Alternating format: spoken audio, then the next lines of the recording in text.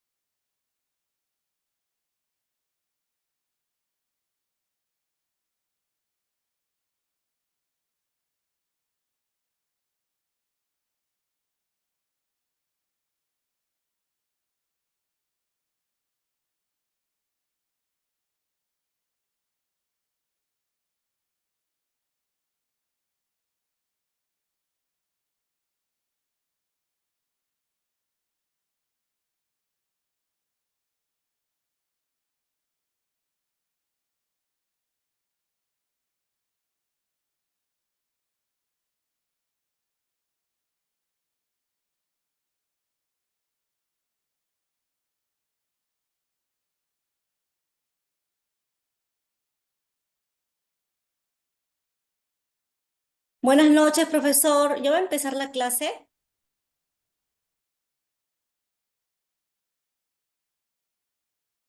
Buenas noches, ¿qué tal? Sí, esperando que... Un momento, voy a compartir pantalla.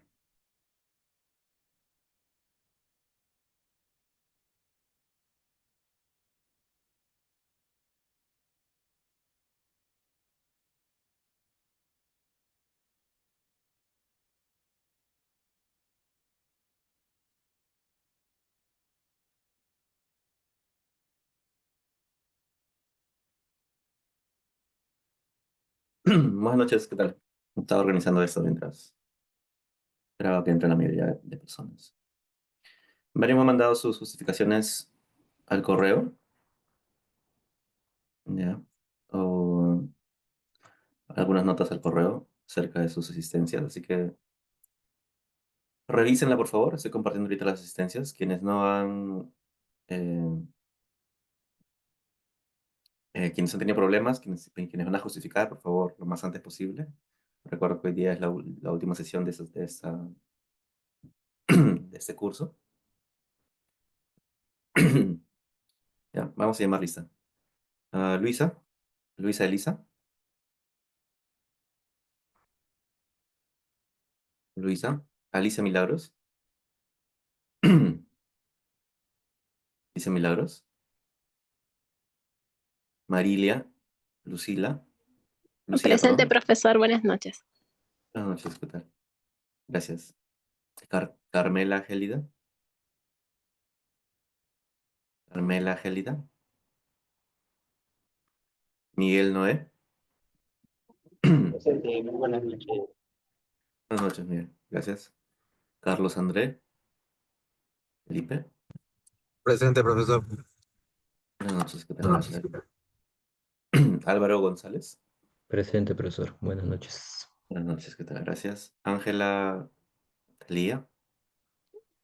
Presente, profesor. Una consulta, profesor. Tengo ahí una falta, Ujú. porque no he faltado ese día, o por lo menos no he faltado a ninguna clase. ¿Me lo puedes mandar por correo? Ya tengo el correo institucional, así que lo voy a poner por el chat ahorita. ¿Ya? Todos los que no estén conformes con esto, me lo mandan por el chat un momento.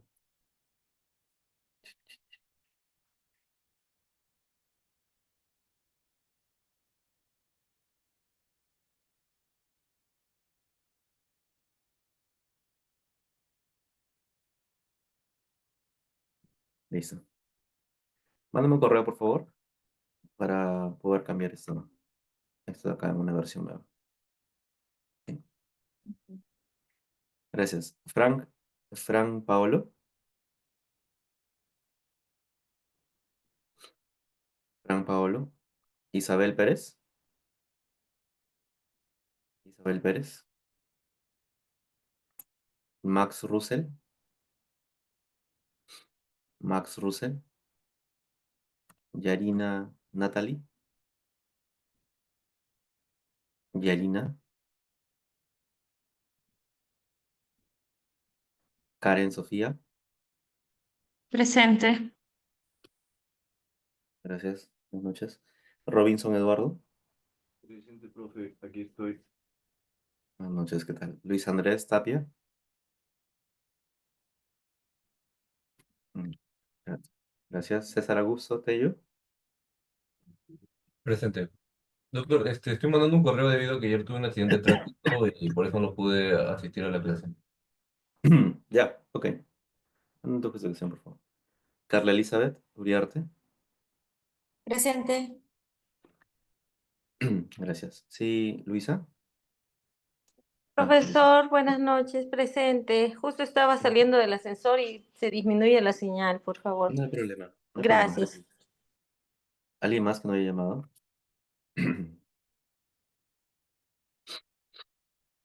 Ok. Mándenme sus justificaciones o comentarios acerca de las asistencias, por favor, el correo que acabo de mandar por el chat, para poder estar todos tranquilos.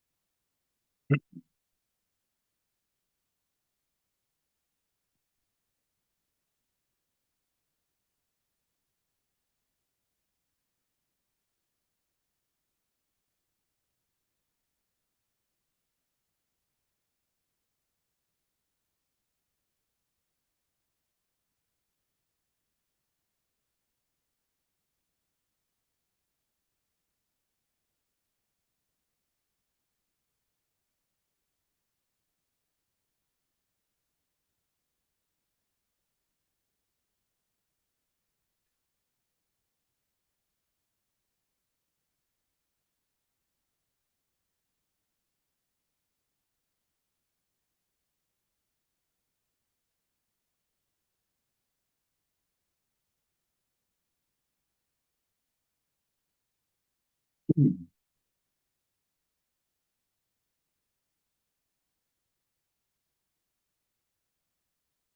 un momento.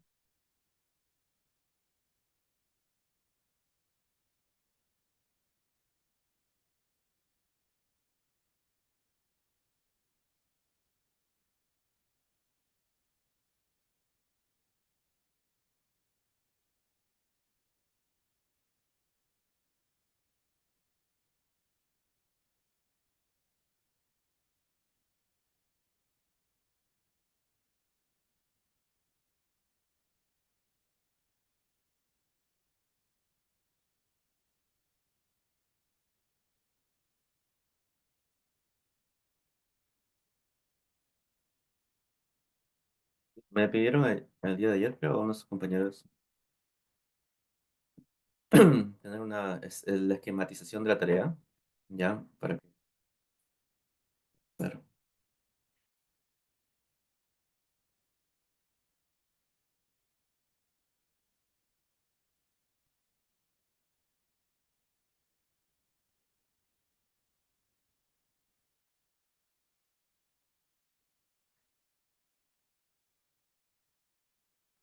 Ustedes van, van al aula virtual o al Canvas. Bueno, y acá en módulos van a estar las clases, ¿no? Sesión 1, sesión 2, sesión 3, sesión 4. Y acá en la parte de tareas, bueno, acá está la participación, que voy a ir subiendo, terminando esta clase. Y la tarea del producto final, el deadline va a ser el 25 de abril, o sea, en una semana y media. ¿Ok? La tarea es, como les dije, identificar una necesidad, identificar un flujo de información y analizar ese flujo de información. ¿Ya? Este es un pequeño template que se ha hecho para que puedan trabajar. No, es como ejemplo, no es necesario que lo pongan exactamente así. De hecho, si pueden aumentar más, porque este template solamente tiene dos o una hoja y media. La idea es que ustedes aumenten un poco más en base a sus experiencias, ¿no? Entonces, lo primero que van a hacer era identificar una necesidad en su trabajo. ¿Ok? Ustedes tienen una situación actual, ¿no? Que, por ejemplo, no pueden tomar una decisión acerca de algo, o es difícil tomar una decisión, no siempre se puede, pero es difícil, hay cierta incertidumbre al momento de tomar una información porque no hay forma quizá de pues, poder tener todos los datos acerca de un control en diabetes, por ejemplo, pacientes diabéticos, ¿no? Mi necesidad es tomar las decisiones clínicas, mejores decisiones clínicas sobre el control glicémico de pacientes de diabetes tipo 2.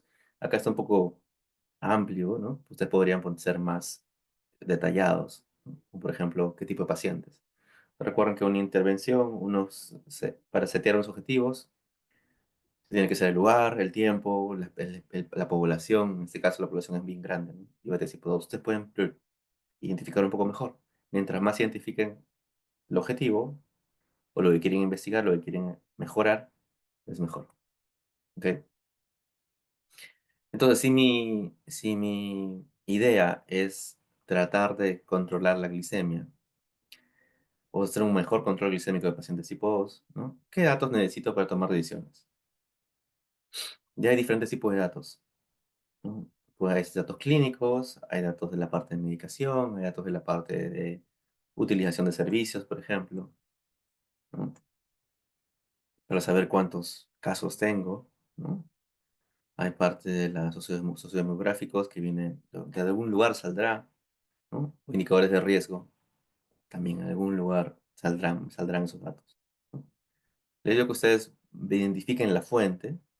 Pueden ser la historia clínica electrónica, pueden ser sistemas de laboratorio, pueden ser el mismo GIS si están trabajando en el Ministerio de Salud.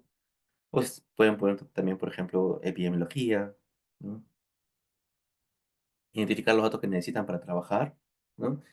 Y no se van a analizar todos, sino se van a analizar uno de ellos, ¿no? Imaginemos que tratan de trabajar con historia clínica electrónica o con algunos de los que ya hemos visto, de los que tienen ejemplos durante las clases, por ejemplo, el GIS, el NOTI, el el NetLab. Va a depender cuál quieren ustedes elegir. ¿Ok? Y empezamos con el flujo. ¿Tienen un sistema de información? Si tienen un flujo de datos, pueden describir cada parte del flujo. Empezar a buscar documentación de ese sistema de información. Imaginemos que estoy eligiendo una historia clínica electrónica, estoy poniendo así de forma amplia. Imagino que en su trabajo llaman de una forma a su historia clínica electrónica, ¿no?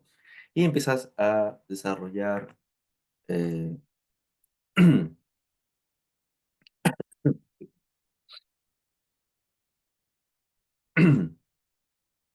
empiezan a hacer las etapas, ¿no? Del flujo de información, del sistema de información.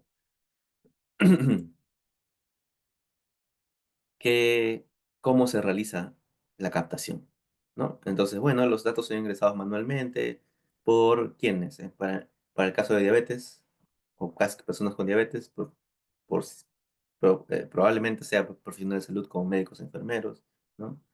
Durante las consultas médicas, durante las atenciones o mediante los eh, monitoreos de control, ¿no?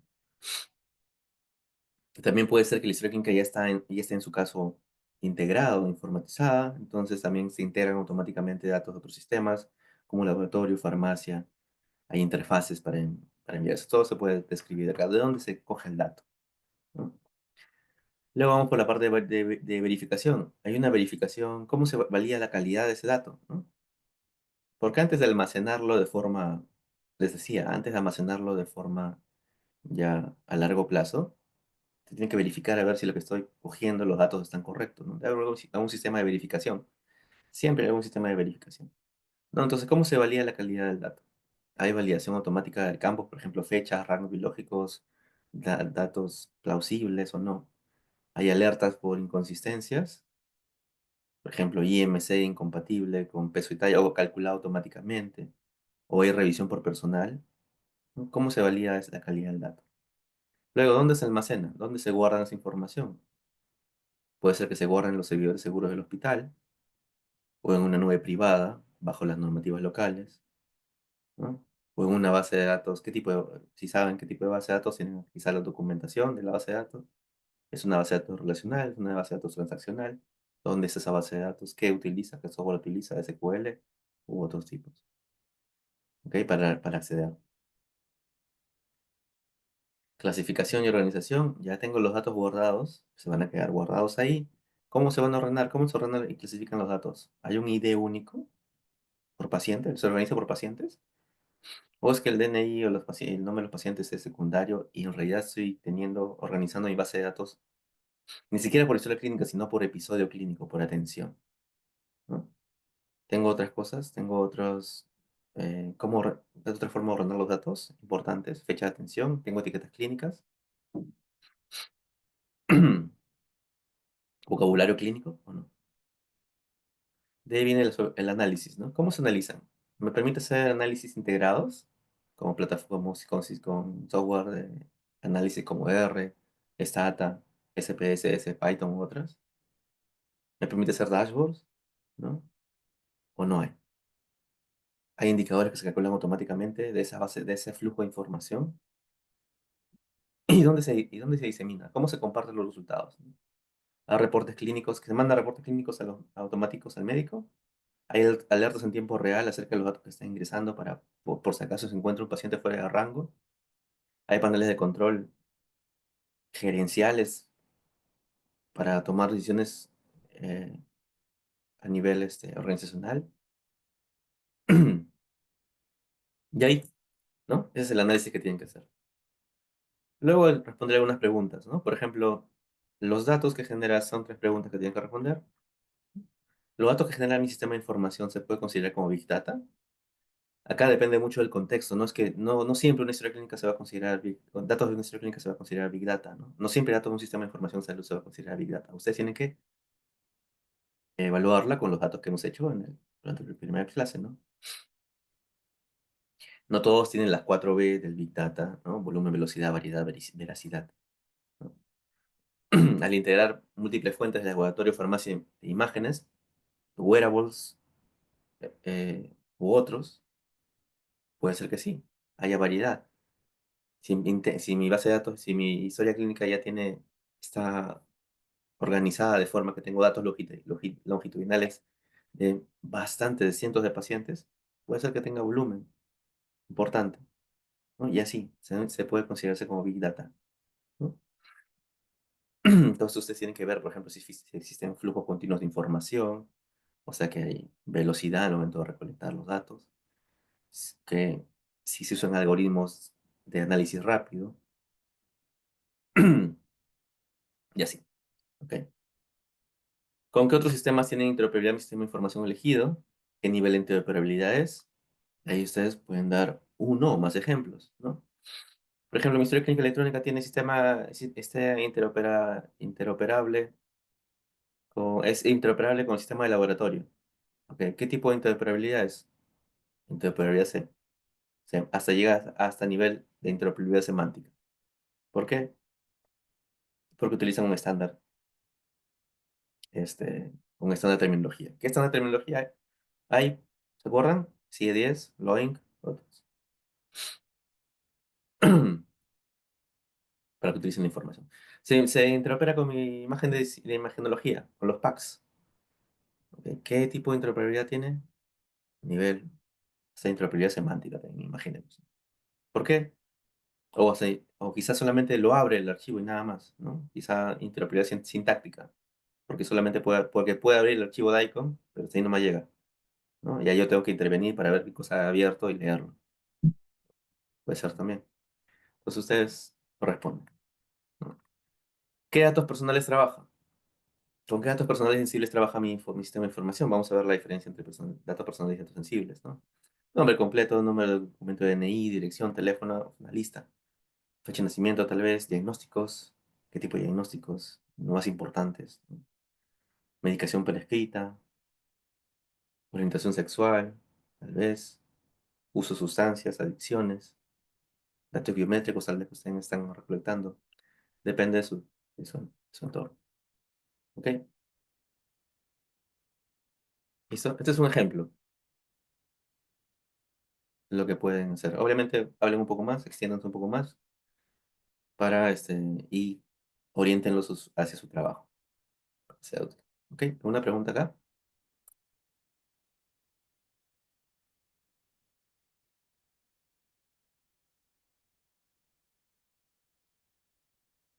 ¿Pregunta? ¿Preguntas? ¿Saben entonces cómo Profesor, se... disculpe, ¿podría enviar este documento también por WhatsApp? Lo que pasa es que la plataforma está en mantenimiento hoy día. Puede ser que no podamos descargarlo de repente. Ok, se lo paso por el chat, entonces, si es que... y también Perfecto, suele... muchas gracias. en algún momento. Mejor de una vez.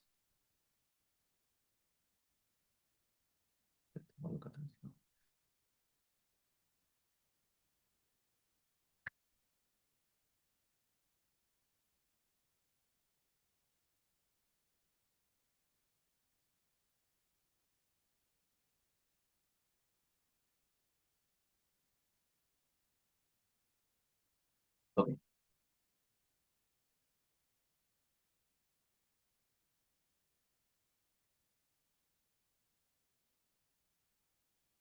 ok, entonces todos están todos listos, todos claros con la tarea. Espero su tarea para antes del, del de abril, de 25 de abril. Eh, ya, traten de no demorarse mucho, no es tan complejo, pero siéntense un rato a pensar cuál es el sistema de información que ustedes van a elegir y cómo saco los datos, los mejores datos, cómo lo caracterizo de la mejor manera. ¿Ok? Algo importante los sistemas de información es sobre la seguridad. ¿Ok? Y cuando hablamos de seguridad, hay miles de ejemplos de brechas de seguridad de la información. Y ojo que estamos hablando de seguridad de la información, ¿ya?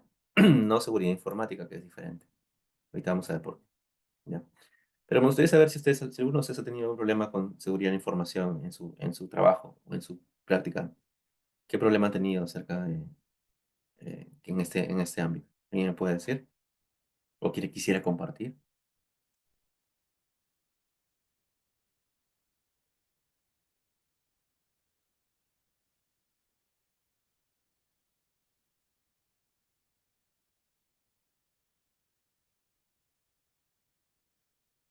¿Qué tal, profe? ¿Me escucha? Sí, Robinson. Sí, bueno, no es un sistema informático, pero en el servicio de otorrinolaringología en donde trabajo, almacenamos las audiometrías y logometrías en papel. Entonces, para hacer la entrega de audífonos, una evaluación audiológica, se le entrega a los pacientes sus resultados. Pero algunos los tergiversan para cambiar su posibilidad o creen de que alterándolos puedan tener un audífono eh, que viene del seguro. Pues no sé si están alterando la seguridad de la información en ese sentido, ¿no? Sí, a ver, gracias, Robinson. Entonces, nosotros, si les voy adelantando, ¿no? Donde ustedes trabajan, hay obligaciones que tienen que ser, hay una norma de seguridad, perdón, de ley de protección de datos en Perú, ¿no? Que eh, te dice, ¿no? Tú vas a recolectar datos en salud. Datos en salud son muy preciados, son súper preciados. Mientras estén en tu, dentro de tu trabajo, mientras tú los recolectas, mientras estén dentro de tu institución, debe haber alguien responsable que debe encargarse de varias cosas, que se llama el, el banco de datos que tienes, que te incluye datos personales. Tienen que encargarse de varias cosas, de que cuando se manipule, quede registro de que se manipule, de que se almacena, se quede registro, se almacena, que sea veraz la información, que no se modifique. Todos esos tiene que haber un responsable. Si ustedes trabajan en una institución que maneja una base de datos personales, alguien lo han tenido que registrar como el titular de esa base de datos. Ustedes pueden preguntar, usualmente es alguien de TI, ¿no? Él es el que él y su unidad se debe encargar de que ese dato no caiga en accesos inadecuados, no sea alterado, haya backups de, de vez periódicamente, ¿no? Todo eso. Todo lo que viene a ver con el tratamiento de datos. Ustedes pueden también enviar esa información o dar la información a otra persona, a otra institución. Cuando le mandan a otra institución, tienen que hacerlo bajo ciertos parámetros. En este caso, el papel, ¿no? Usualmente nosotros hacemos atenciones, hacemos recetas, hacemos reportes y lo mandamos en papel al paciente. El paciente ya sale de nuestra... Porque tenemos protocolos que dicen, sí puedes hacer un reporte y puedes darlo a otra persona o al paciente. Entonces hay algo normado, hay una gobernanza ahí diciendo, sí puedes hacerlo. Cuando sale de tu control, ¿no?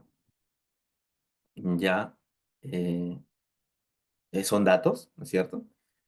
Que el paciente o la otra entidad tiene que encargarse de eh, gobernar, de guardar bien, ¿no? Si me dices el caso de que los pacientes están falsificando las cosas, es un problema de ellos de alteración de falsificación, probablemente un, un delito o un problema de que ellos probablemente vayan a ganar, pero tú o la entidad que genera esos datos debería tener los datos reales, ¿no? Y esos datos reales sí deberían ser guardados y deberían ser inalterados, ¿no?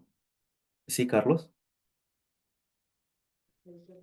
Profesor, como ejemplo, por ejemplo, en mi institución es la Clínica Delgado, ahí trabajo. Ujú, Y ahí hubo hace un poco una filtración de información en el caso de Shakira, no sé si se recuerda. ujú, Eh, ujú. en Perú hubo mucha liberación de todas sus historias clínicas, se expuso públicamente, ¿no? Eso es una falla de la seguridad de la historia clínica. Y se hizo un seguimiento de los usuarios que fueron utilizados, pero también hubo bastante sanciones que a veces incluso no podían certificarse 100% que era asociados al personal que utilizaba el usuario, ¿no? Sino que a veces simplemente eran otros usuarios los que habían hecho ese tipo de situación. ¿Cómo realmente podrían, o sea, plantearse una solución ante un hecho como este, ¿no? Dado que en Delgado, por ejemplo, no utilizamos tarjetas personales con el acceso, ¿no? Diferente, por ejemplo, es en el Cailín, que nosotros utilizamos tarjetas con credenciales con chip y que una vez que nosotros la retiramos del computador, automáticamente se bloquea la computadora hasta que volvamos a ingresar con con nuestra propia contraseña, ¿no? Gracias.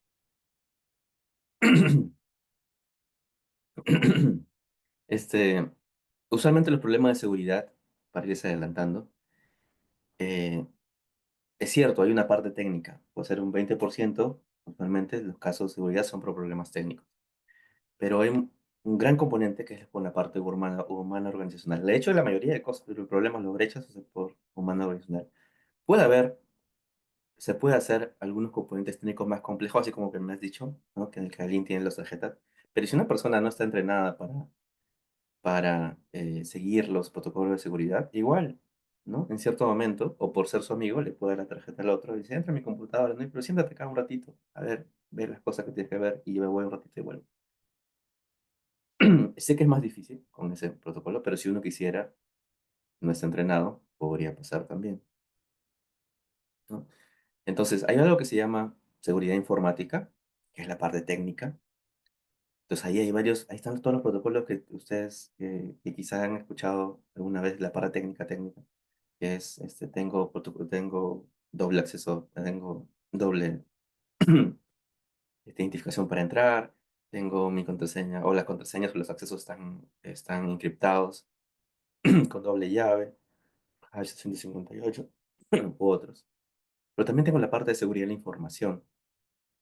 La parte de seguridad de la información incluye la parte técnica y también incluye otros aspectos, ¿no? Que es la parte organizacional, la parte de entrenamiento, la parte de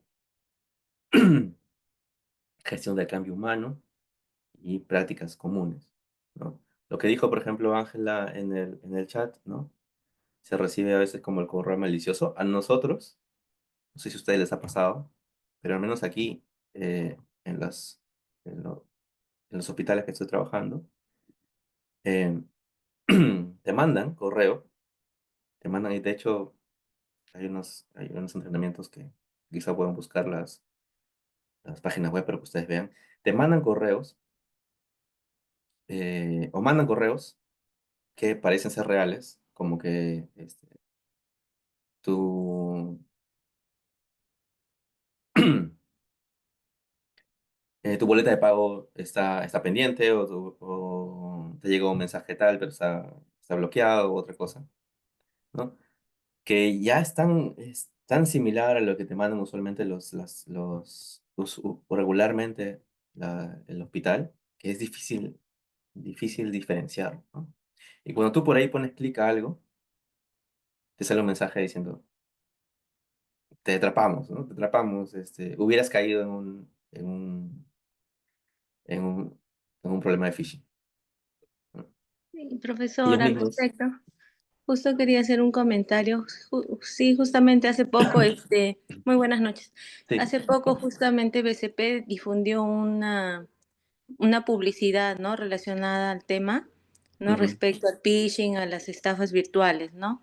Cómo es tan fácil que los estafadores puedan ingresar a las cuentas o a la información y captar toda la información de un usuario, ¿no? Entonces, y justamente las entidades contamos con servicios de soporte técnico para que ellos puedan garantizar, y con un oficial de la seguridad de la información, ¿no? Para que ellos puedan garantizar esta seguridad, ¿no? Mantener en salvaguarda, ¿no?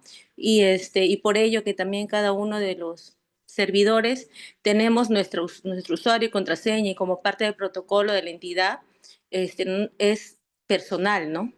Es personal, por eso mucho depende de la ética que uno tenga y del cumplimiento del trabajo. Por eso es que adicionalmente firmamos declaraciones juradas o documentos al momento de suscribir un contrato en el que nosotros nos comprometemos en la reserva y el cuidado de la información que obra en nuestra entidad, ¿no?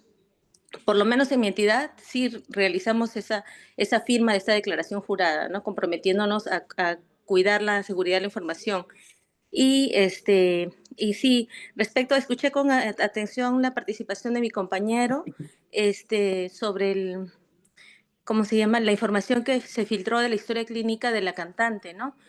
Este, sí, quizás no es por el, por la seguridad de la información en sí, sino por el mal uso que realizó, no por la que haya existido alguna inadecuada medida de parte de la clínica de la seguridad de información, sino por el mal uso que haya realizado el personal de salud al difundir, o qué personal, ¿no? Administrativo, de salud, no sé, al difundir dicha información, ¿no?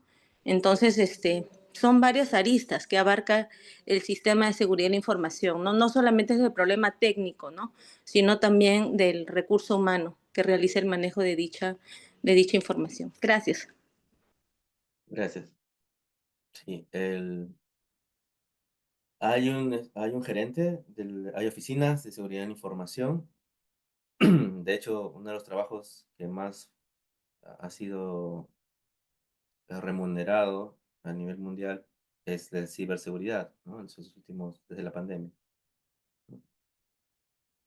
Y toda institución que maneja bases de datos con datos personales debe tener un equipo de seguridad de información, si es que no tiene una oficina de seguridad de la información, ¿no? Y tal como dijeron, ¿no? Se puede tener contraseña, se puede tener doble encriptación, se puede tener llaves por un lado, se puede tener solamente ingresar con el USB o tener un tag o un sensor donde cuando me siento solamente se accede a la computadora, cuando me voy se cierra. Se puede tener eso, ¿no? Y de hecho, pero además de todas esas cosas técnicas, se tiene que tener la parte de la el buen gobierno, por así decir, recursos humanos que estén entrenados, que la responsabilidad de hacer entender a las personas de que la, la seguridad, el buen, el buen actuar de, eh, de los, o el actuar de acuerdo a las normas impuestas para continuar con esas legislaciones locales acerca relacionadas con la seguridad. ¿Okay? Entonces tenemos quizá algunas preguntas. ¿Cómo se protege los datos personales? O sea, lo que se le hace a los datos. ¿Qué se le puede hacer a los datos? Puede Siempre cortado. se puede sobreescribirlos, se puede compartirlos. Todo eso que tiene esto está tratamiento de datos. ¿Ya? ¿Qué son los datos personales y sensibles? ¿Por qué son diferentes? ¿Con qué medidas de seguridad cuentan las organizaciones para proteger esto? ¿Cómo se guarda la confidencialidad de datos personales? Todo eso. Porque tenemos que entender que la información más importante que tenemos ahorita, ¿no? No solamente ahorita, sino en todas las épocas. Quien tiene información es quien gana las guerras. Quien tiene información es quien afrontar mucho mejor los retos. Y especialmente en salud, se tiene que tener información para actuar con menos incertidumbre ante un evento, ¿no? La información en salud es muy preciada. Entonces, cuando hablamos de medicina, ¿no? Pues prácticamente la ciencia es una de las ciencias que más se basan en información. Los médicos trabajamos con mucha incertidumbre, ¿no? Y usualmente cuestionamos bastante, tenemos que interrogar, reinterrogar, ¿no? Tener información disponible para tomar unas decisiones, ¿no? A veces incluso nos convertimos en adictos a la información. Tenemos que tener la mejor información y la disponibilidad de esa para poder tomar una decisión con la mejor información posible, ¿no? Entonces es un elemento absolutamente imprescindible para el trabajo asistencial. Para no tener una mala praxis, para tener una mejor atención al paciente, para todo eso. Entonces, la información es lo más preciado y también, como ustedes han mencionado, ¿no? Por otra parte, se enfrenta a una gran variedad, numerosa gama de amenazas, ¿no? Entonces hay riesgo eh, una necesidad de proteger la información en todos sus estados posibles, al momento de crearse, al momento de transmitirse, al momento de almacenarse, al momento de destruirse. Es necesario tener formas de eh, proteger esa información. ¿Ok? En general debemos proteger todos los datos personales que tenemos, todas las bases de datos que trabajamos en salud. Casi todos los datos no se pueden compartir, ustedes ya deben saber, incluso en su práctica, ¿no? Debemos tratar de proteger los datos personales de los pacientes y también de nosotros, evitando casos como lo que has mencionado, y como estos ¿no? Que solamente por ser amigos o por estar interesados o por conocer a alguien se vulneran los aspectos de seguridad, ¿no? Y para evitar cosas como estas, ¿no? Aparte de lo de Shakira, ¿no? Uno de los más, quizá, donde más hubo todavía vulnerabilidad de datos fue en el caso del expresidente, ¿no? Ahí sí se filtró un montón de cosas, ¿no? Se filtraron su historia clínica, se filtró su pronóstico de tratamiento, quiénes atendían, se filtró las fotos inclusive, ¿no? Así como esta, ¿no?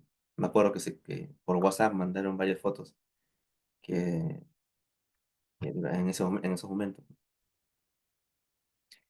Y esa es una vulneración clara, pues, ¿no? A la protección de datos personales, ¿no? ¿Se acuerdan? ¿Se acuerdan alguno de ustedes les llegó alguno de estos documentos? Sí, doctor, incluso llegó hasta las tomografías.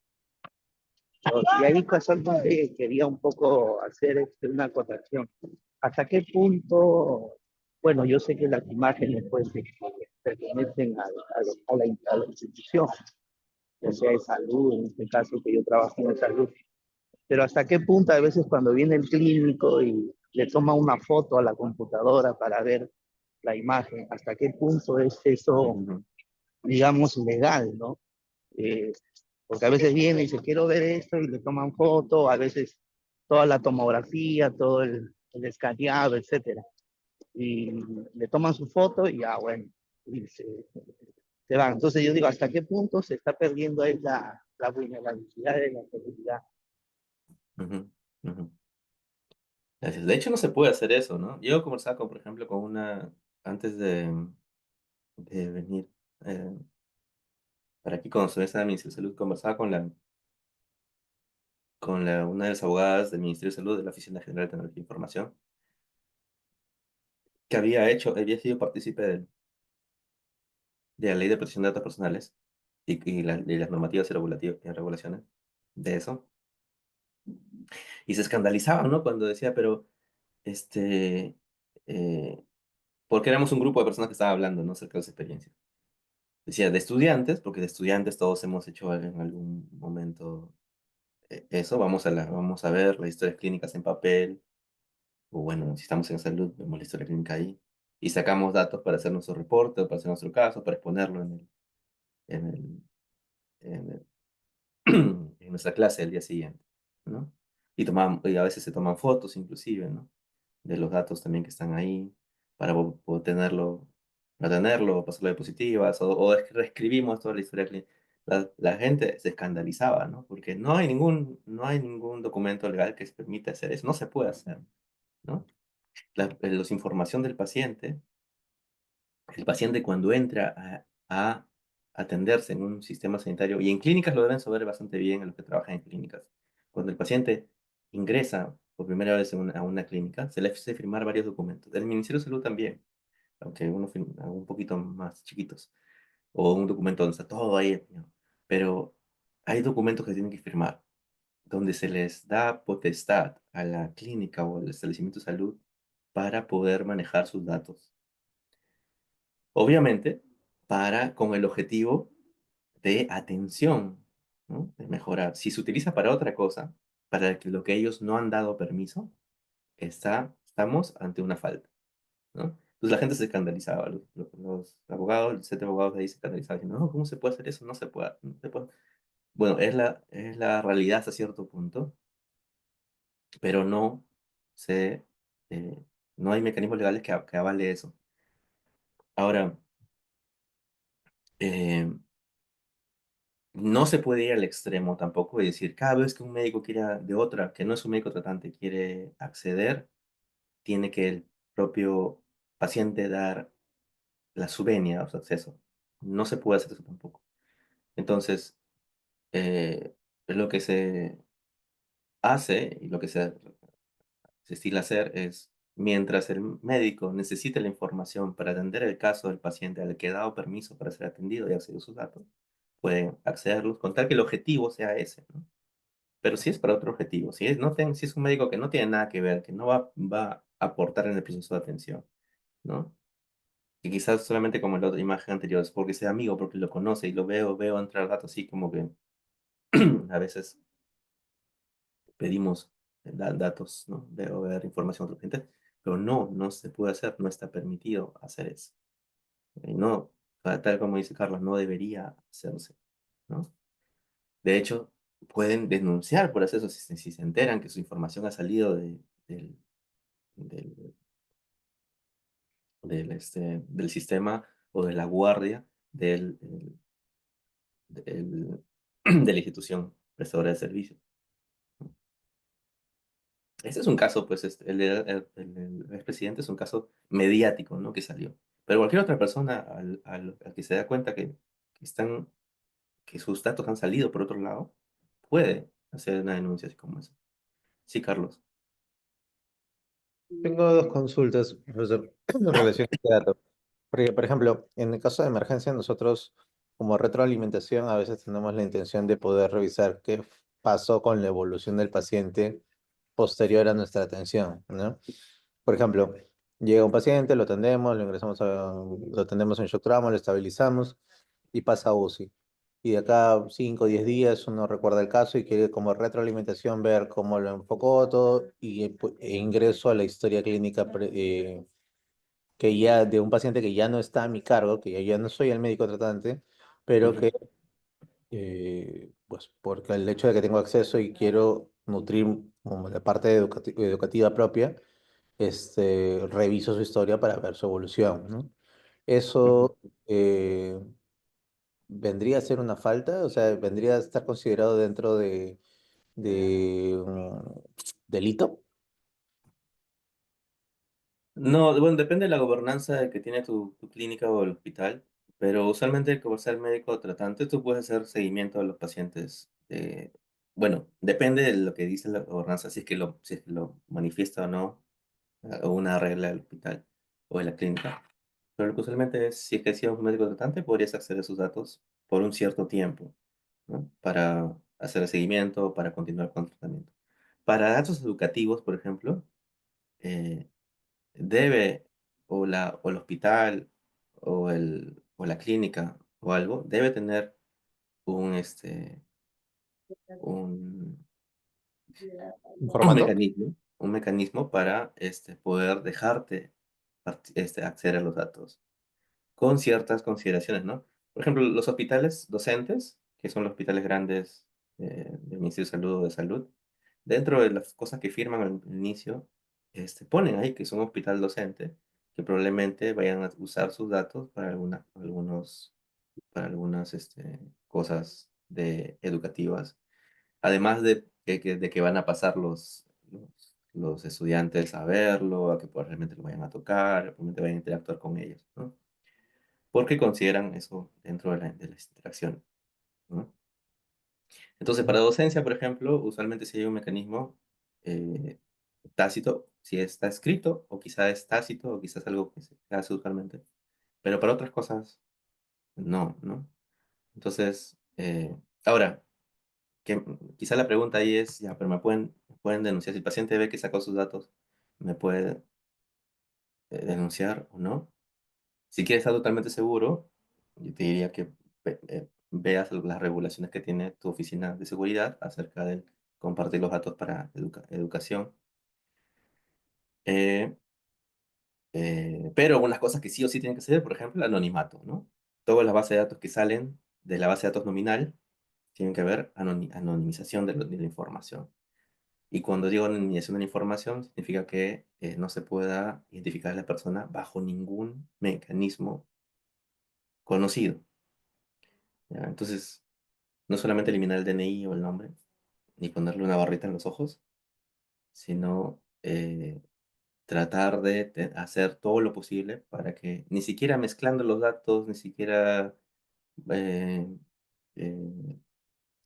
eh, uniendo diferentes fuentes de información con las que tú tienes en tu diapositiva o otras cosas, se puede identificar a la persona, ¿no?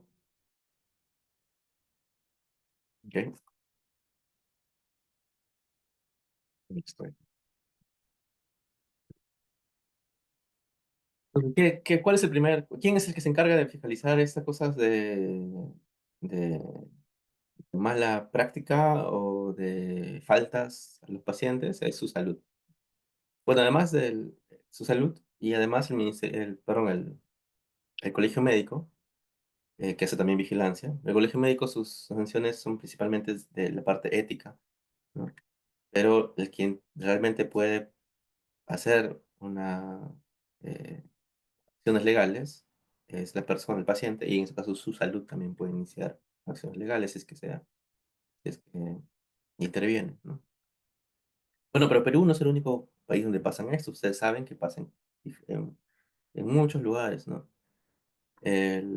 Los problemas de brecha de información, no solamente en los países como el nuestro, sino también, por ejemplo, en Brasil, también en hay muchos, si ustedes quieren verlos, las brechas de información más importantes, me lo copio esto para que podamos ver.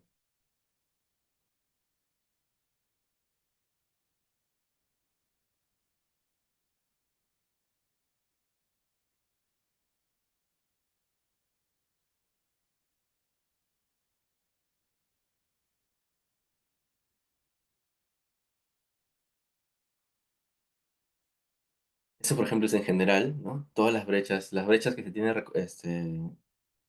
reporte, las más grandes del mundo, ¿no? Desde el año 2007, 2004, que casi no se reportaba, mientras más sistema de información generan, más están alertas, más ha desarrollado la parte de seguridad de información, más reportes, ¿no? Hay. O, por ejemplo, está la brecha de Facebook, es que entraron y sacaron miles, en este caso millones de datos de números de teléfonos y su perfil de uso, ¿no? La más grande acá es la de Indonesia, el de los de los datos de telefónicos, ¿no? Y todo hay, siempre hay. AT&T, por ejemplo, el año pasado, ¿no? 73 millones eh, de eh, datos perdidos, ¿no? De información sensible eh, para identificar a las personas, ¿no? Yo incluso cuando ustedes cambian o ustedes han conseguido un nuevo número, por ejemplo, en mi caso sucedió cuando conseguí un nuevo número en el extranjero, pasó un tiempo, ofrecieron 3 meses y luego empezaron a llegar por spam o a llamar de diferentes lugares a ofrecerme cosas. Y luego me di cuenta que hubo una brecha en Estados Unidos acerca de datos personales asociados a la empresa con que tengo mi celular y pues probablemente uno de mis datos también fueron filtrados en eso, ¿no? Y empezaron a llamar, llegar correos por todos lados, ¿no? Entonces, y en Perú, por ejemplo, ¿no? Las brechas que se hicieron, hubo un problema con Interbank también el año pasado, eh, acerca de los datos personales que se filtraron, ¿no? Entonces, no es que sea un problema de países en desarrollo, ¿ya? Son brechas que se dan en todo el mundo, en todos los años. Ahora, ¿cuál es la causa de esto? No es que, por ejemplo, Ticketmaster, que es una de las empresas una de las empresas de tickets de más importantes de Estados Unidos y la parte norte, no tenga suficientes dinero para contratar a técnicos para que hagan un sistema eh, informático con los últimos de tecnología de seguridad. No es eso. No es muchas veces la parte técnica. Es la parte humana, la parte de organización. ¿Cuáles son las normativas, las regulaciones de la organización que nos hacen seguir o nos obligan a hacer para poder mantener esa seguridad de la información?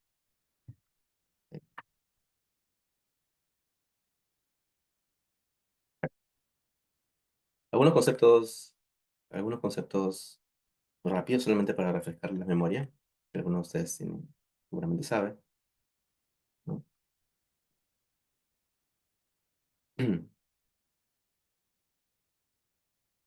Vamos a ver sobre el concepto de seguridad. Entonces le decía que ustedes van a los libros y van a encontrar dos conceptos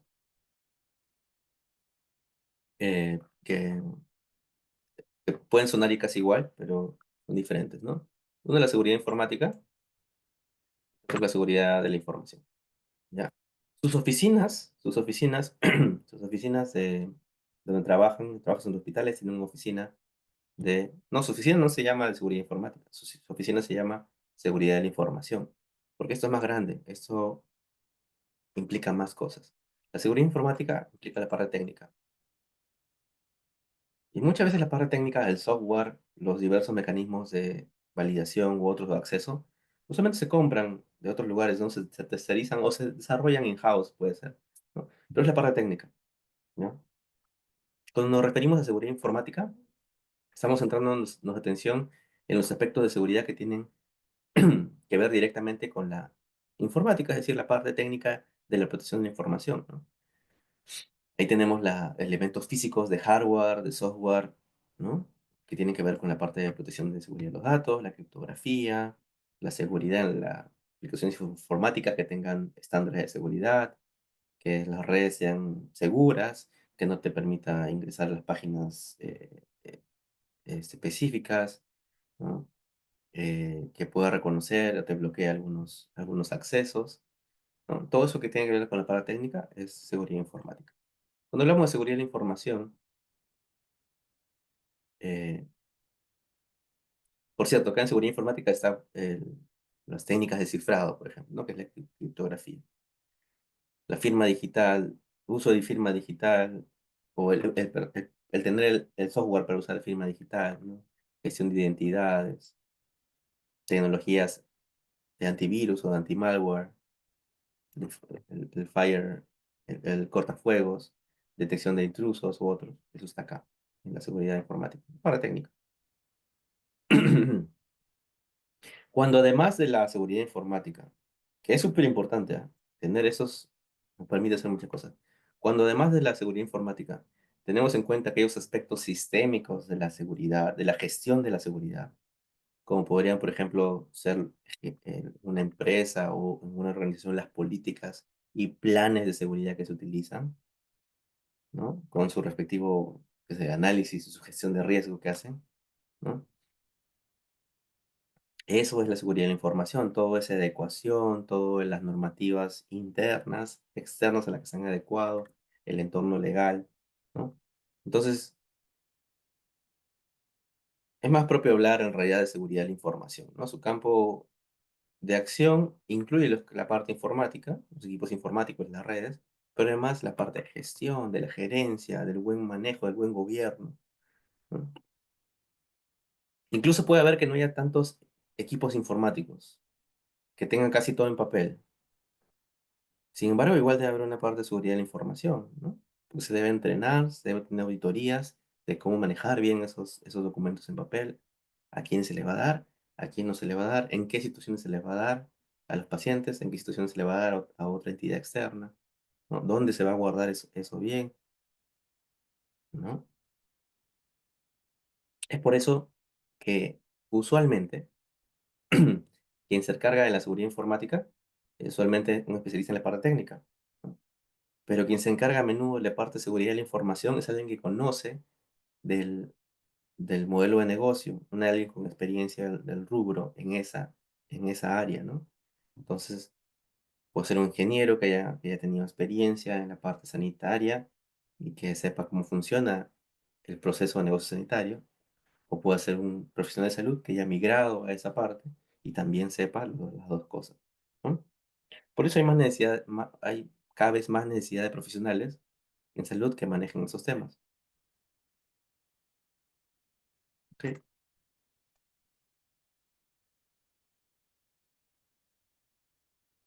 Entonces, cuál es la diferencia entre seguridad informática y seguridad de información? Bueno, la seguridad de la información abarca cosas de gerencia, gestión, el buen gobierno, ¿no?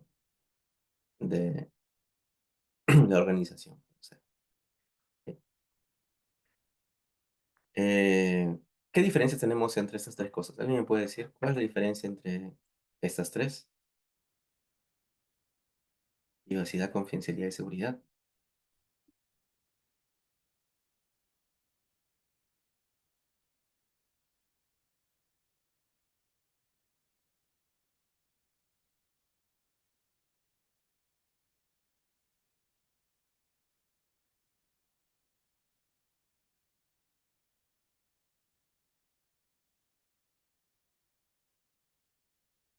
¿Quién me dice que es privacidad?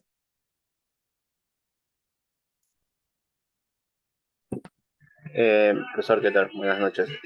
Privacidad es cuando nosotros los datos los podemos resguardar o respaldar de una manera oportuna, ¿no? No estamos esos datos dejándolos libres o no teniendo los niveles de seguridad aceptables. Gracias, Frank. Sí, ¿qué dices, Carlos? Eh, Privacidad creo que tiene que ver con el hecho de que la información que yo pueda tener es mi derecho a mantenerlo o podérselo dar yo a otra persona, ¿no? O sea, el derecho que yo tengo de mantener, eh, no sé si oculto o no sé exactamente qué palabra utilizar, pero es el derecho que yo tengo de poder guardarme la información para mí y decidir a quién se lo doy. En cambio, la confidencialidad creo que va más sobre la obligación de la persona, de las personas que tienen acceso a ello, a no divulgarlo, ¿no? Y la seguridad, pues creo que tiene que ver con eh, los procesos técnicos propios o incluso asociados o sea, los procesos que yo utilizo como institución para poder preservar el derecho y la obligación, ¿no? Que se relacionan con el manejo de la información. Muy bien, gracias, Carlos. Y también gracias, Luis, justamente. Gracias los participaron, gracias, Luis también dice no. La palabra clave, privacidad, es derecho. Privacidad es el derecho a quedarse información uno mismo, ¿no? Yo tengo un derecho de privacidad, de derecho de estar solamente yo. Si yo no lo digo, pues está bien, no quiero que nadie más sepa cosas mías, ¿no? Si tengo una enfermedad o tengo una adicción, yo me la, me la quedo yo, ¿no? Nadie tiene que saber. Es evitar que la información sobre mí mismo se divulgue a otras personas, otras organizaciones o gobierno, ¿ya? Es privacidad. Confidencialidad es, eh, tiene que ver con la parte de transmisión, ¿no? Transmisión. O sea, ya yo le dije, yo te lo conté, se lo conté a Alicia, se lo conté a Carlos, la enfermedad que tengo, ¿no? Y confidencialidad es que yo te lo conté, pero la idea es que ella o él no se lo cuente a terceros.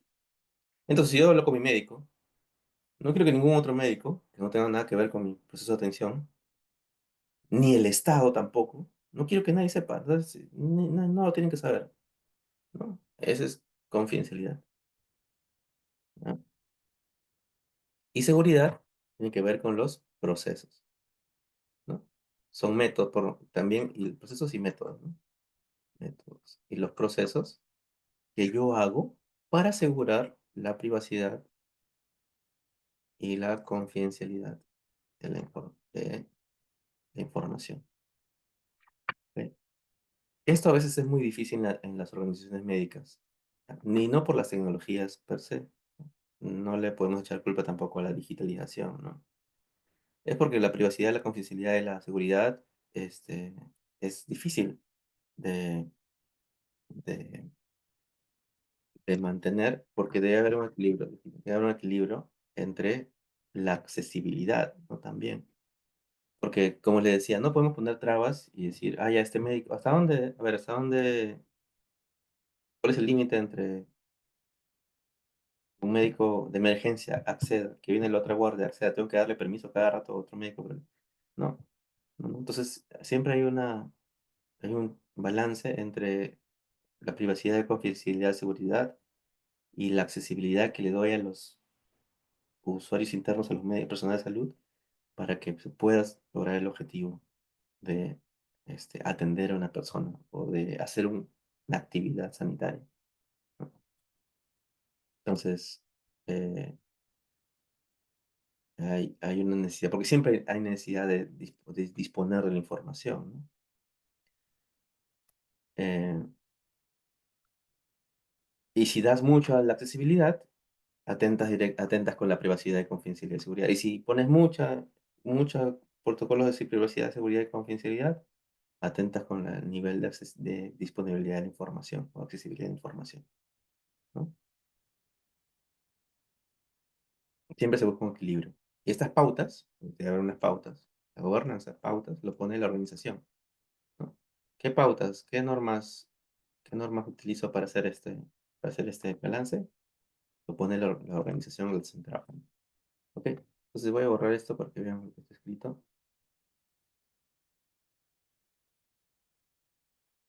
Privacidad, derecho a quedarse con la información uno mismo. Confidencialidad, derecho a que la información que ya se comunica no se transmitió a terceros. Y seguridad es que los procesos y los medios que utilizan para que no se divulgue la información. ¿Listo? Entonces, quién se encarga de proteger los datos en salud? ¿Quién se encarga de proteger los datos en salud? ¿Quién creen que se cargo?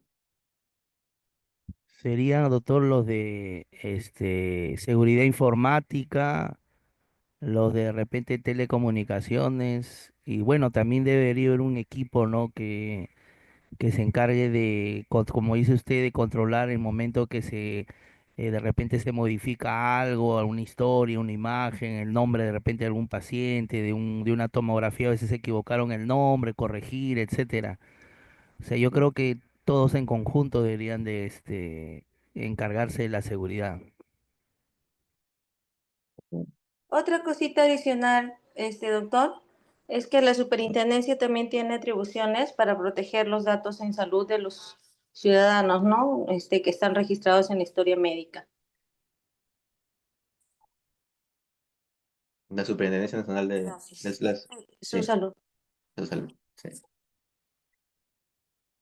Hay una gobernanza que tiene que ver también. Siempre, cuando ustedes, por cierto, si ustedes alguna vez están ante una exposición de un sistema de información o una innovación tecnológica y les dicen, pregunten algo. Una de las preguntas que nunca va a fallar es, oye, ¿cómo es tu gobernanza, no? La gobernanza son las normas de tu organización o de tu contexto, ¿no? Siempre en toda institución o en toda iniciativa tiene que ver quién gobierna, quién gobierna y cómo se gobierna, ¿no? Entonces, ¿hay normas para esto? ¿Para proteger datos en salud? Sí, hay normas. ¿Quién está encargado de revisarlo? Bueno, en este caso, eh, en realidad, acá son todos. ¿Quién está a cargo de proteger los datos en salud? Como bien han dicho compañeros, ¿no?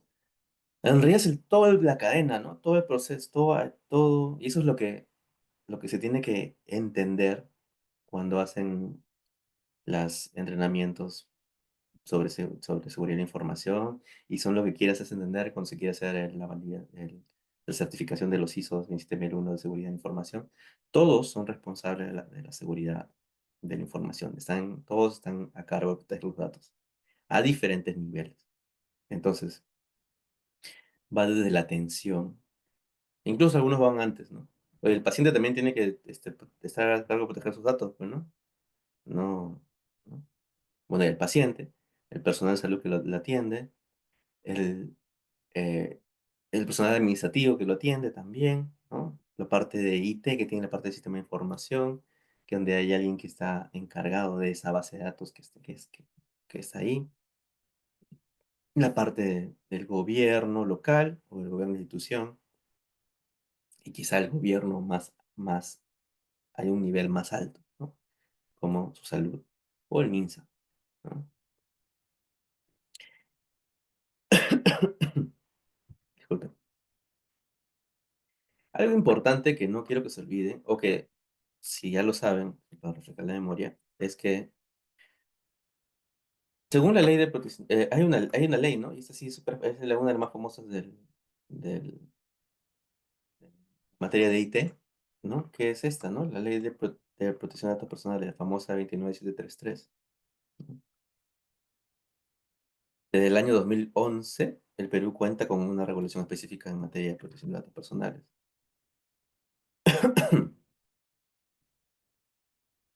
Estas, eh, aquí se provee, se pone o se da, ¿no? El marco normativo que regula los derechos y las obligaciones aplicables a cualquiera que trate con datos personales y que mantiene una base de datos que incluye datos personales de las personas. Ahora, acá dice datos personales que identifican a la persona y ven un montón de variables, ¿no? Edad, sexo, todo lo que identifican, ¿no? Los datos personales son parte de nuestra identidad. Dirección, RUC, número celular, ¿no? Nuestra imagen. Entonces, se entiende como datos personales a toda la información sobre una persona que lo identifica o que la hace identificable. Esto puede ser un solo dato, como por ejemplo el DNI, o puede ser una combinación de datos. ¿Ya? Por eso a veces no es tan fácil anonimizar a un grupo de personas. ¿Ya? Independientemente del, de que cualquiera sea la forma o modalidad de la creación, formación, almacenamiento, organización o acceso a los datos, eh, se tiene que ver cuándo se está trabajando con datos personales. ¿Ok?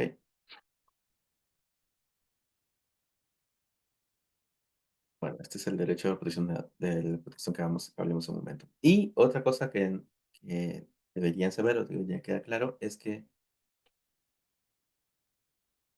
en la ley definen algo que se llama un banco de datos personales. El banco de datos personales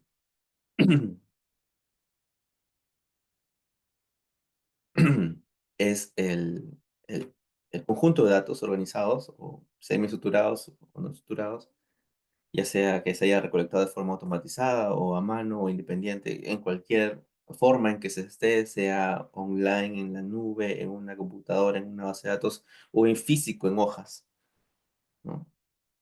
Tengo un set de datos, tengo un grupo de datos, ¿ya? Y que tiene dentro de ese set de datos, dentro de ese fajón de hojas, tienen datos personales y estamos hablando de un banco de datos personales. ¿Ok? Y ese banco de datos personales es importante definirlo porque tiene que haber un titular.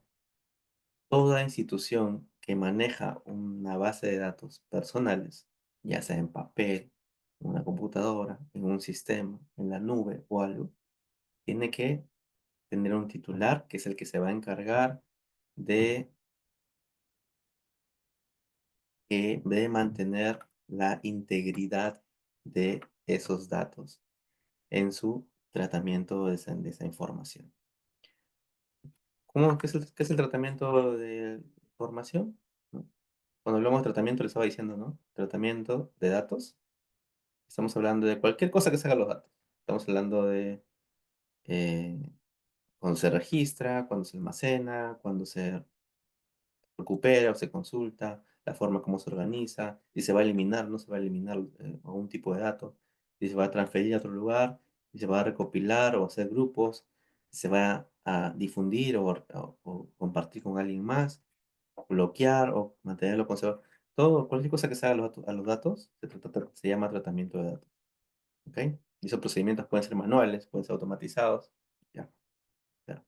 Pero tiene que haber el encargado, el titular del banco de datos, es el encargado de mantener todos estos tratamientos de forma, todas las, procesos de tratamiento de datos de forma segura en su organización, ¿no? Y además se tiene que declarar, ¿no? Este banco de datos. ¿A quién lo declara? Al Ministerio de Justicia y Derechos. Ministerio de Justicia. Se tienen que inscribir. O sea, si ustedes ponen una clínica o este, o un consultorio y empiezan a recolectar datos de pacientes como se hace en una historia clínica normal, ¿no? Tienen que decirle al Estado, oye, por si acaso yo acá tengo una base de datos, ¿ah? Tengo un banco de datos personales con las que estoy trabajando, con los que mi negocio o mi clínica está trabajando. Y tengo que escribirlo.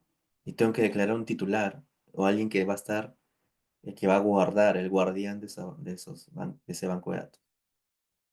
Si no lo escribo, estamos ante una infracción grave, ¿ya?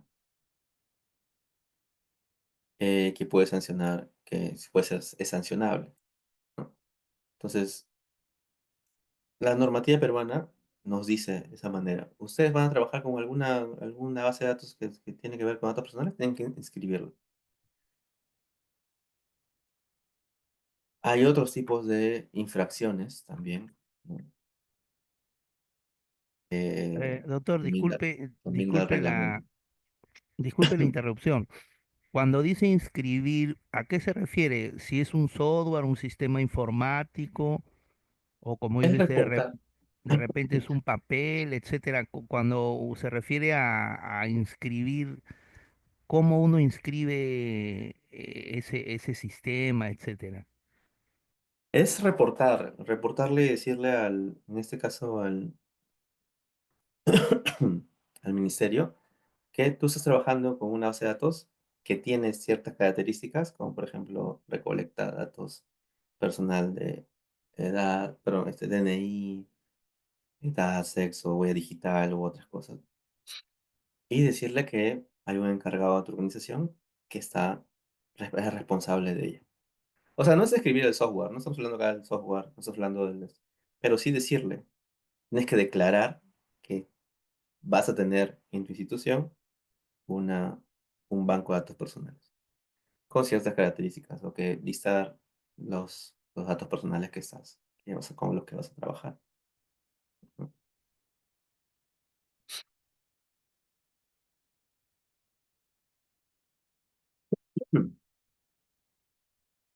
Entonces, hay infracciones también leves, hay infracciones que manda el reglamento de la ley de protección de datos personales, eh, que pueden ser leves, graves o muy graves, ¿no? Y ven los diferentes UITs que están haciendo, ¿no? Por ejemplo, uno de las cosas más importantes, ¿no? Es esto, ¿no? El consentimiento, ¿no? Recolectar datos personales sin consentimiento es una infracción, ¿no? Tienes que tener un consentimiento de tu titular. Siempre se pide consentimiento para recolectar y hacer tratamiento de los datos en general, ¿no? Eh, Incumplir la obligación de confidencialidad, o sea, estar repartiendo los datos que tienes, que te han confiado a ti a diferentes formas, sin autorización, es también una infracción. Suministrar información falsa o incompleta, o hacer o modificar bases de datos sin autorización, ¿no? Son también faltas graves, ¿no? Entonces hay una lista, son algunas nomás, hay una lista de las infracciones de a los que se sujetan ustedes cuando están trabajando con un banco de datos personales. Entonces, eso es súper importante. De hecho, el core, el centro de la ley es que hay alguien responsable, ¿no? De que se declare, de que se entienda que hay una base de datos de un banco de datos personales y que hay un responsable y ante cualquier mala praxis o cosas no autorizadas se pueda una infracción. Ok, entonces estamos hablando de la seguridad. Una cosa que también es importante que sepan es que como estamos hablando de seguridad de la información, ¿cierto? Esta seguridad de la información, que tiene que ver con la parte organizacional, las normas que se imponen, los entrenamientos que se hacen, todo, la gestión de riesgos, todo eso. Hay certificaciones, ¿no? Que las empresas usualmente quieren obtener. Las certificaciones o estándares de seguridad de la información eh, son las normas ISO. Recuerden que ayer vimos la parte de interoperabilidad.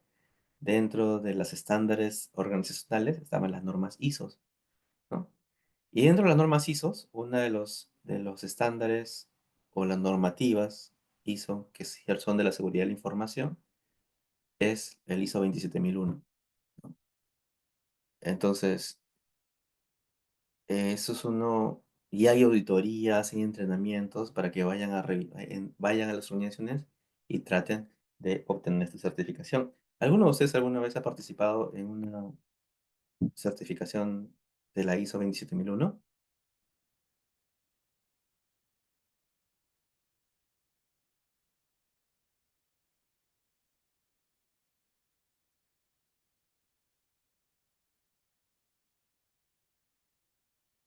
No, tuve la suerte de ver el entrenamiento para la certificación del ISO 27001 del Instituto Nacional de Salud, ¿no?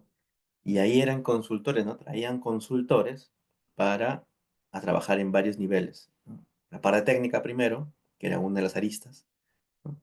Por ejemplo, y tal cual como ustedes comentaban en ese momento, ¿no?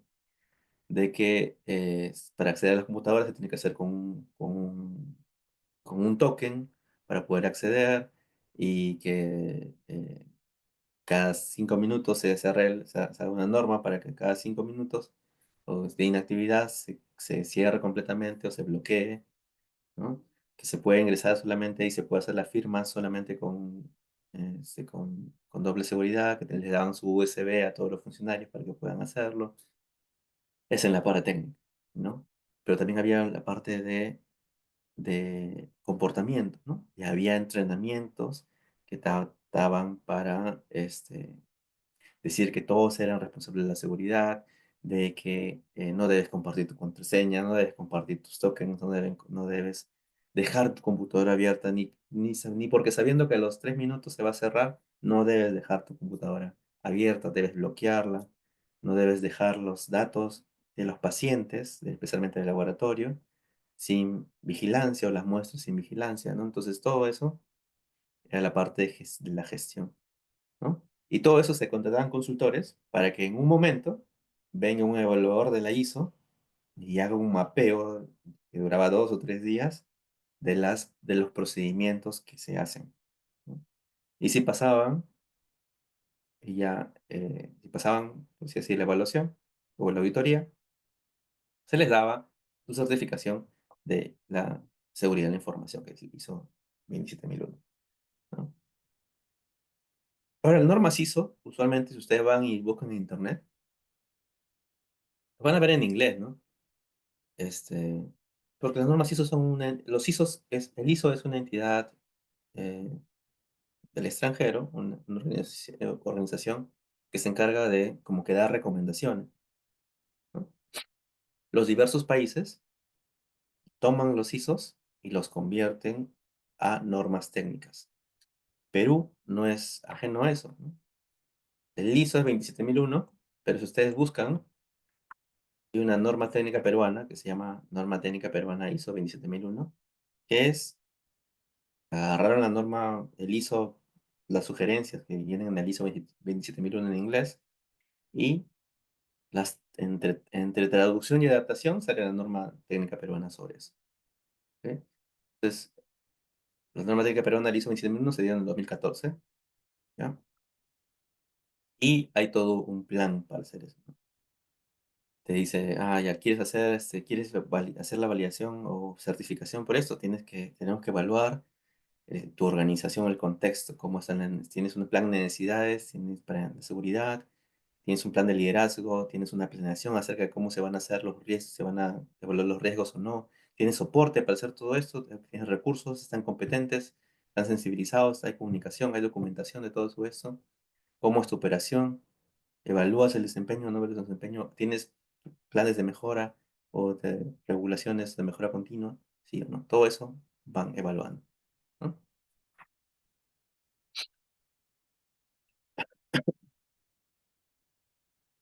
Y una de las últimas cosas ya para no extender eso mucho más, es eso, ¿no? El anonimato muchas veces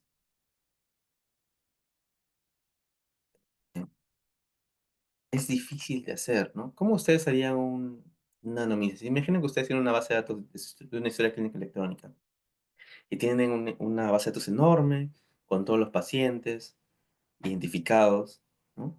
Tienen las variables que vienen en una historia clínica electrónica, ¿no? El nombre, el apellido, edad, sexo, DNI, número de teléfono, dirección, historia clínica, número de historia clínica, enfermedad y todo, y las atenciones y las prescripciones y todo eso, ¿no? ¿Cómo hacen ustedes una anonimización de esa información?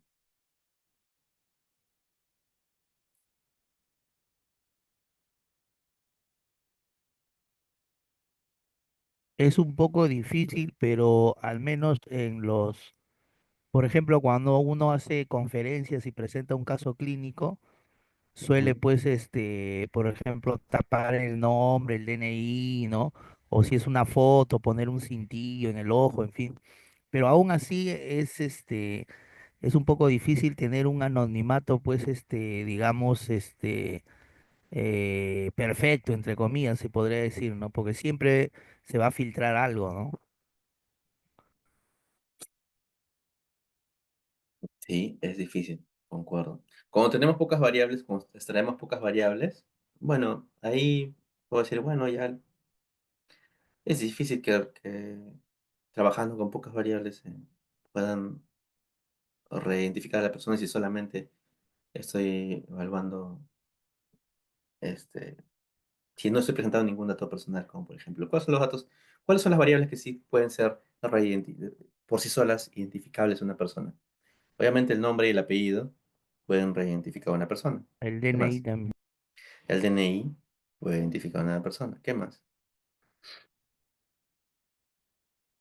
Sí, Ah, Carlos. El número de historia clínica. Número de historia clínica. ¿Qué más? Las credenciales de usuario para ingresar a algún sistema de información. Mis credenciales, exacto, ¿no? Credenciales de usuario que son firmas electrónicas, firmas digitales, pueden identificarme. ¿Qué más? Número de teléfono, ¿no? No van a compartir número de teléfono cuando comparten su base de datos. ¿Qué más? Fecha de nacimiento. Fecha de nacimiento, dirección también podría ser. dirección, ¿no? Dirección, sí. No se puede compartir la dirección cuando comparten una base de datos, ¿no? Dirección electrónica también, ¿no? O sea, el email tampoco pueden compartir ¿Alguna el email. IP de una PC?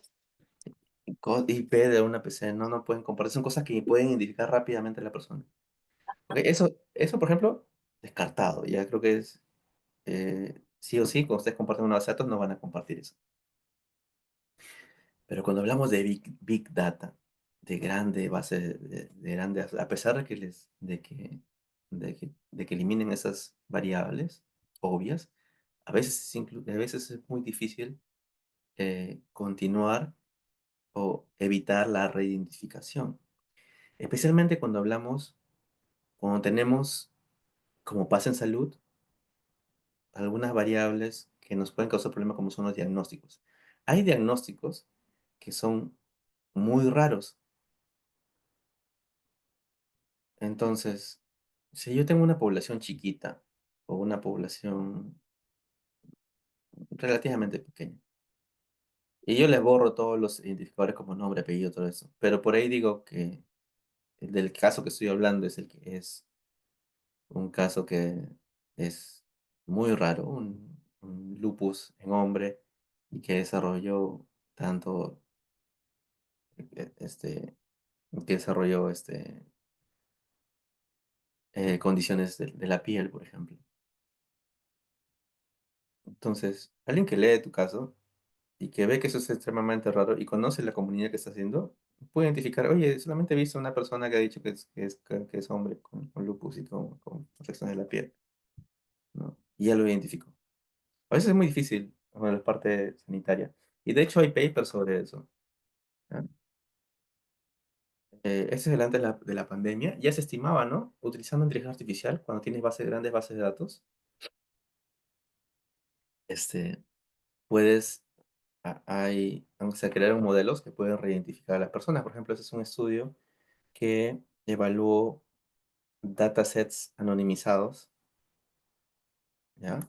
En Estados Unidos, ¿no? Y crearon un algoritmo de inteligencia artificial y dice, ¿no? Utilizando nuestro modelo, encontramos que 99.9 de los americanos podrían ser reidentificados en alguno de los datasets, utilizando solamente 15 atributos y obviamente, bueno, usando diferentes bases de datos. Entonces, ¿no? Y llaman, ¿no? Ahí, ¿cuál es el sustento legal o técnico de la reidentificación? ¿No? Otros estudios también dicen, ¿no? Hay normativas para reidentificar, para este, em, anonimizar, ¿no? Pero a veces esas normativas para anonimizar no son las suficientemente privadas para justamente mantener o no, para evitar los riesgos de reidentificación. Entonces, los,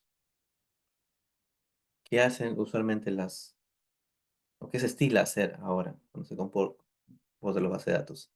De acuerdo tienen que seguir una normativa de la institución, no es algo que sea, no es que todos tengan la misma este, gobernanza de datos. Pero, por ejemplo, lo que yo les puedo comentar que he visto, ¿no? Como se trabaja con grandes bases de datos y se quiere compartir la información, primero que no se comparte, tienes que trabajar en un entorno seguro. Todos los análisis que quieras hacer, toda la identificación o uso de esa información, tiene que estar en un entorno seguro que tiene que ser manejado por una institución grande o la institución que es titular de la base de datos. ¿Ok? Esa institución titular de la base de datos te da acceso, pero es un entorno seguro del que no puedes sacar o no puedes egresar ni puedes ingresar información sin sus protocolos. Hay protocolos que para ingresar y extraer información. Y cuando tratas de extraer información, ¿no? Te dicen, ¿no? Solamente puedes extraer tablas o puedes extraer bases de datos de forma agregada. No te permiten extraer datos donde una fila es una persona. No se puede. Incluso si es forma agregada, hay límites de cuánto agregamiento puedes hacer, ¿no? Eso quiere decir que si estás evaluando enfermedades muy, muy extremadamente muy raras, a pesar de que puedas ingresar a la base de datos y analizarlo, ¿no? No vas a poder extraer la información porque es tan poquitas personas que tienen esa enfermedad que la institución o el gobierno, en este caso en Canadá, no te deja extraer la información porque por el riesgo de reidentificación de las personas, ¿no? Entonces, hay ese problema todavía, que en Perú todavía no hay una gobernanza acerca de cómo de reidentificar. El Ministerio de Salud utiliza una forma de pseudo anonimización al momento compartir los datos. ¿Ustedes se acuerdan que la semana pasada vimos los datos de eh, datos abiertos?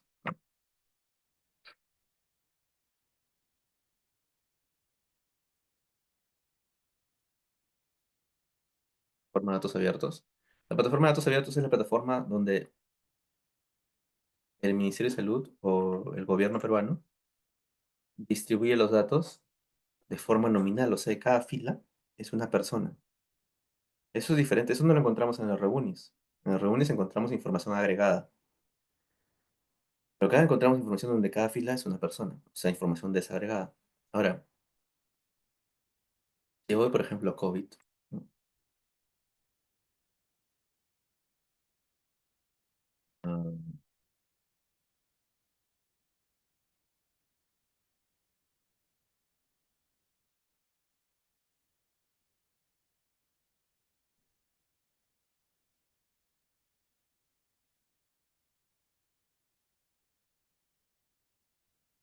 o anemia, vamos a ver si hay anemia.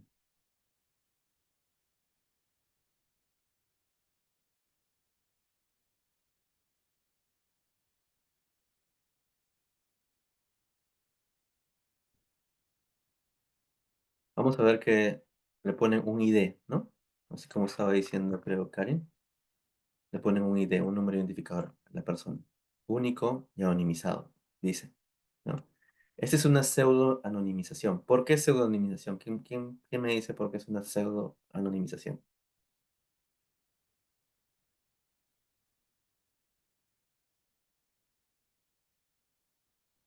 Una anonimización es cuando ya eliminas de forma permanente los identificadores y nunca más puedes reidentificar a la persona. Bueno, en teoría, nunca más deberías poder reidentificar a la persona. Una pseudo-anonimización es cuando tú pones identificadores o cambias los identificadores, eliminas los identificadores, pero le pones un identificador tú, ¿no? Que en algún momento te sirve para reidentificar a la persona. ¿Quién tiene, quién tiene la base de datos para reidentificar a la persona? El Ministerio de Salud. Entonces, la base de datos que yo tengo acá, por ejemplo, de anemia, yo voy a bajarla y cada fila va a tener un identificador único. La persona 001, 00001, 00002, ¿no? Pero el Ministerio de Salud sabe quién es esa persona 001, 00002. ¿Ya? ¿Y por qué ellos quieren publicar con una por qué es importante publicar con una pseudo anonimización aquí?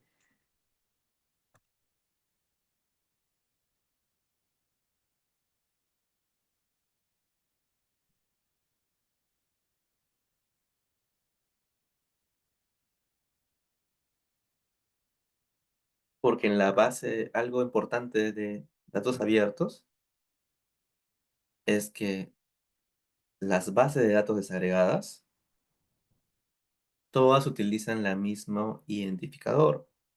Entonces, yo en teoría podría buscar si la persona que tiene anemia en esta base de datos, que es la persona 0003, tuvo una prueba positiva de COVID-19, porque en la otra base de datos también va a tener el mismo número, 0003. Por eso se usa una pseudo-anonimización para poder hacer que todas las bases de datos que están recolectadas en datos abiertos y que son desagregadas, una persona puede ser identificada con el mismo número. Esto es importante porque ustedes pueden agarrar, descargar las bases de datos y pueden empezar a cruzar la información, ¿no? Pueden decir cuántas personas con anemia tuvieron COVID. O después del COVID, ¿les dio anemia o no? ¿No? O más cantidad de personas que después del COVID. Ustedes pueden hacer eso. Porque cuando utilizan datos abiertos, personas tienen el mismo código para todas las bases de datos. Por eso pseudo anonimizan, ¿ya? Pero ¿quién tiene la forma de volver a reidentificar? El MINSA, nadie más. Solamente ellos pueden reidentificar. Ya, pero sí, no sé, claro que tienen que guardar bien esa base de datos de reidentificación, ¿no? No me pueden compartir. ¿Ok? Listo. ¿Alguna pregunta hasta acá? Doctor, esa pseudo anonimización eh,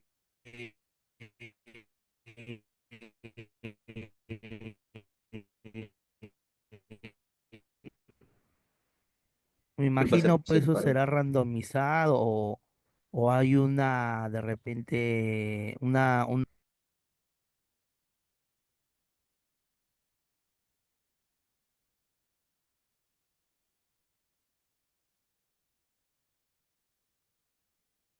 Se cortó, disculpa.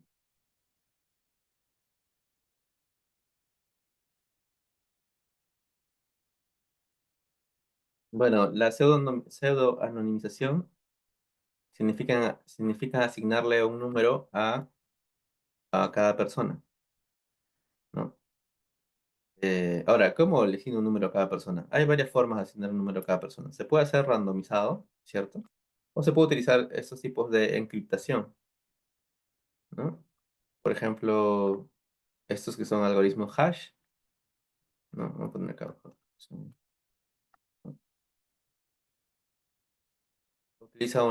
algoritmos de encriptación que le pones un número y te bota otro número y que es muy difícil de no, reidentificar, ¿no? O volver a ver cuál es el número anterior, ¿no? En un primera instancia se podría pensar que es aleatorio, pero sigue una serie de reglas, ¿ya? Para poder crear números específicos. Tú le das un número y crea otros números específicos, ¿ya? Esa es una de las formas que se puede hacer, por ejemplo, ¿no? O también pues de forma aleatoria, también se puede hacer, ¿no? Pero nunca, no es muy usado. Solamente protocolos de criptografía te dicen, ¿no? Puedes generar IDs utilizando ese tipo de método, ¿ya? Algo que quizá sea bueno para que también lo vean. Este es un estudio que se hizo en el año 2013, antes de pasar a otra cosa, con los pacientes de Estados Unidos, pero es para que vean cómo no hay un estudio así en Perú, pero es para que vean a dónde van los datos, ¿no? Sanitarios, ¿no? Entonces lo que ellos han hecho hicieron en ese momento es, pues, tú como paciente das tus datos a un montón. Bueno, quizá tú como paciente le das tus datos a solamente tres personas principales, ¿no? Al hospital, a tu médico del hospital, a la aseguradora y por ahí otro, ¿no? Quizá a otro si te han llevado por emergencia, por ambulancia, quizá por ahí, o quizá si es que ha tenido otras cosas, como por ejemplo ir a la farmacia u otra cosa, pero principalmente esos dos, ¿no? Al hospital, al médico y a la aseguradora. Pero estos le mandan tu información a un montón de personas, al empleador, al de recursos humanos, si tienes algo que ver con la salud mental o salud dental, ¿no? Tienes en la farmacia también. De ahí la farmacia también le manda información a la compañía farmacéutica. La farmacia también le puede mandar información a algunos beneficiarios, si es que tienen beneficiarios por ahí. Y el insurance, o sea, el seguro también le manda información a algunos que están haciendo investigación. El hospital también puede mandar información a las estadísticas vitales, si es que hay nacimientos o fallecimientos. Y así, ¿no? Hay un montón. Y tú solamente le diste quizá dos personas, pero tu información ya se compartió a, a varias entidades, ¿no? Entonces, acá dice, ¿no? Este mapa describe los lugares a los que tus datos personales pueden ir, ¿no? Cuando tú visitas un healthcare provider, que puede ser un hospital o un médico, ¿no? Y cada uno de esos tiene su propio sistema de información y sistema flujo, ¿no? Es para que ustedes vean tantas cosas que se comparten sin a veces es saberlo, ¿no? Ok. Antes de terminar la clase, ¿ya? Vamos a o les voy a hablar de uno de los casos de los que son 10 minutos, ¿ya? Déjenme abrir esto.